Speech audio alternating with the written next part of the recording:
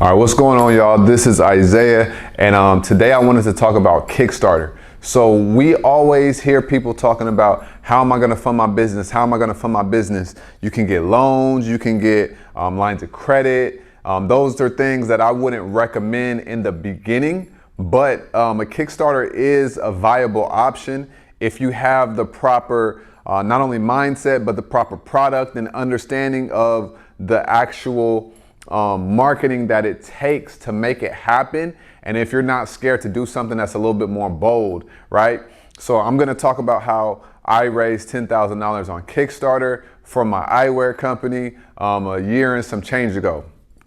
So I got this whiteboard right here, and we're going to break it all down for you so that you can see everything and understand everything. So this is a direct to consumer move and strategy. So number one, you want to know that direct to consumer is about communicating with your people. Communicate with your people, communicate with your customers. Now, when I did this Kickstarter, I already had invested about $12,000 into my business. I had saved up money, and then I got my product from China. And then I got the product and we launched, and then it was kind of like crickets because it wasn't the best product. The quality was not there. And so I learned that it's all about quality of product. So number one, when you have a direct-to-consumer brand, you want to really focus on the quality of your product. That is one of the most important things ever. Make sure you have a quality product before you start thinking that you need to go get money and get a loan and everything like that. So you may want to have to survey your people first. That's something that I did also.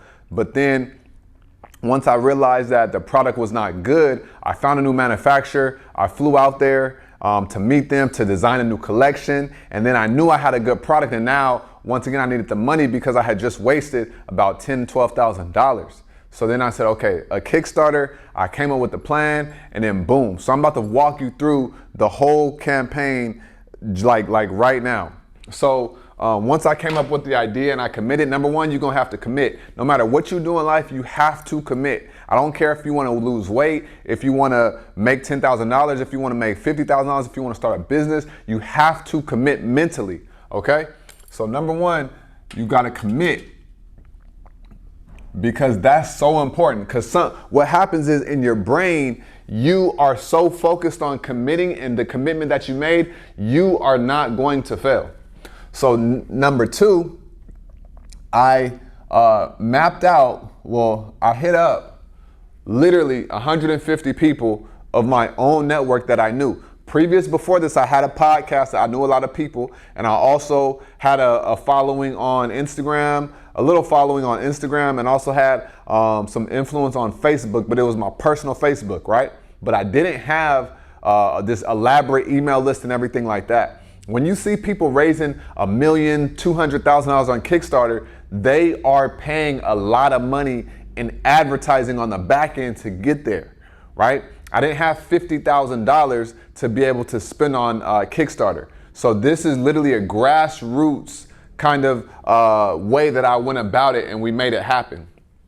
So number one, commit. And also I want to put in there believe, because you have to believe that this is going to happen. If you're doing this and you're doubting yourself while you're doing it, it's just not going to happen. A lot of things are in the mind before they're even out here on the physical, right? So number one, what I did was I reached out to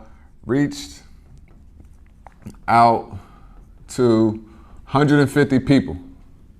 So what I did was I said, hey, I'm launching this Kickstarter for my new collection.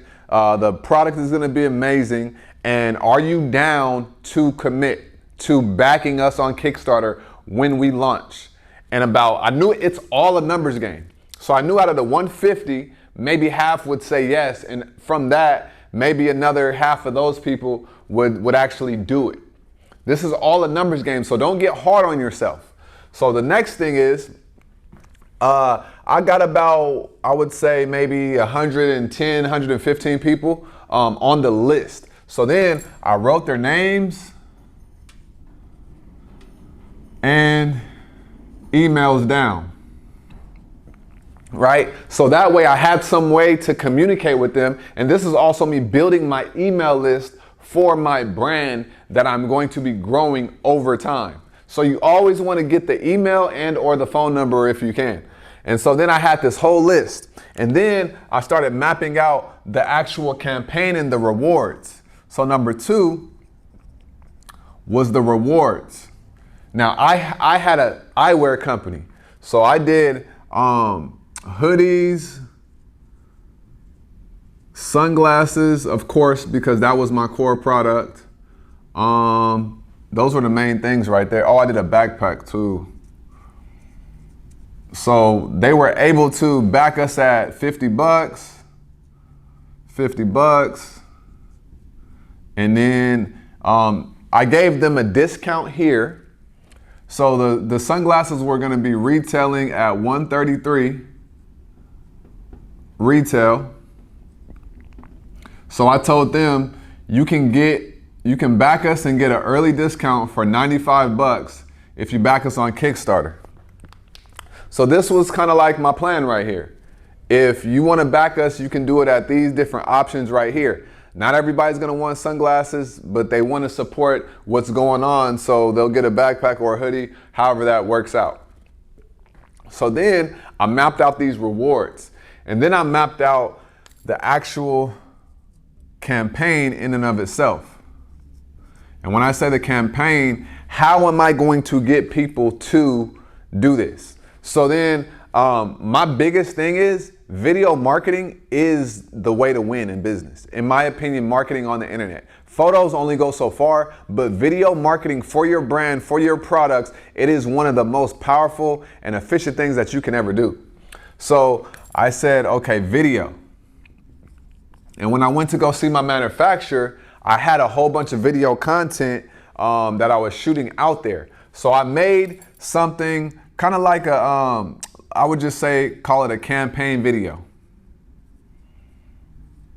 right? And this video, it told the story of like how I failed, how I went to my manufacturer, what the vision of the company is, what the company is about. And I had this video.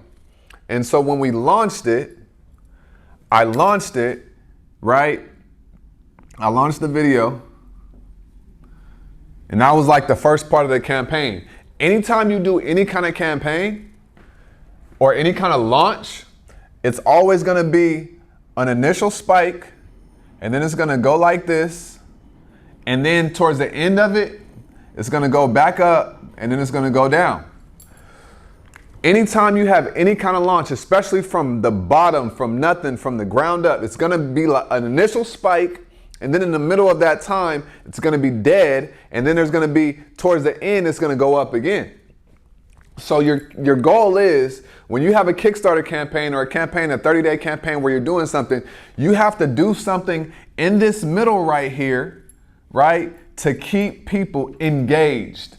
So what I did was I came out with the video every single week updating people on the actual campaign. My goal was $10,000. I think we got like 10,300 if I'm not mistaken.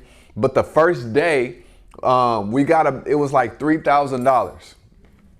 3K day one. So your goal is to get as much money as possible on day one of your campaign, right? So from the 150 people that I reached out to, it was about 110 or so that said yes, and then only a smaller percentage of them actually did it day one, right?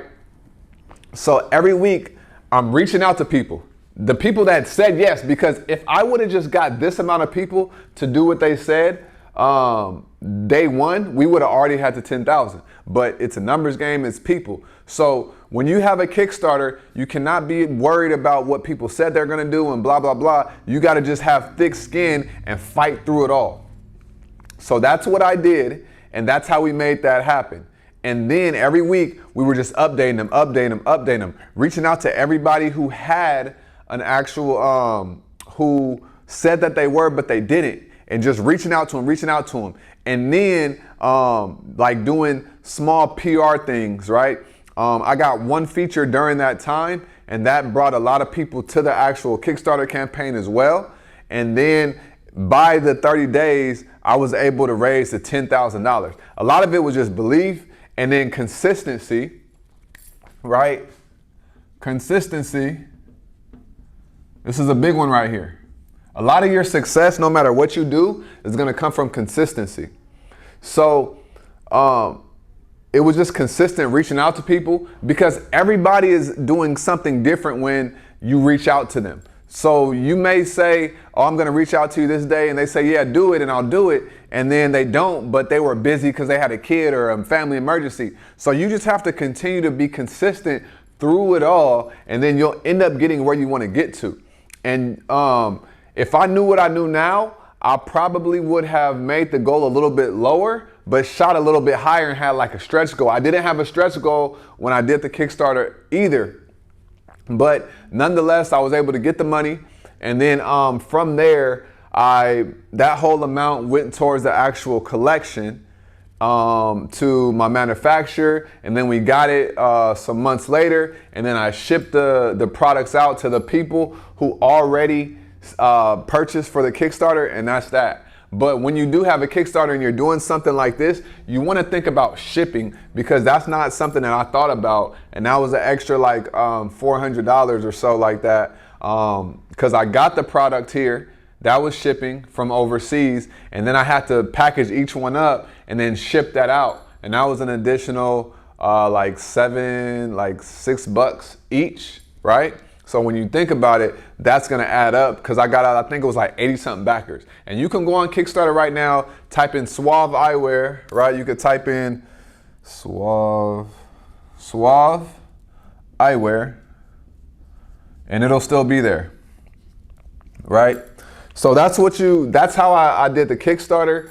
It's more mental than anything. I want you to really, really know that and understand that. It's more mental than anything. So have a strong mind, have a plan, know your numbers. I knew that if I got 100 people at $95, that was $9,500. I knew I can get a few more people to get to the actual 10,000, right? I only need a few more people, but the numbers are gonna work out however they work out. But if you have some type of plan that you know you can shoot for, some type of target, then you'll make it happen and you're gonna win. So that's how I use Kickstarter to basically essentially start my company, Suave Eyewear. And then after that, we've been steadily growing ever since. So you can check out my freebie, the questions that every direct-to-consumer brand owner needs to ask themselves. So click on the link in the description and go grab that. And always remember, everything you do in life, it starts with a vision.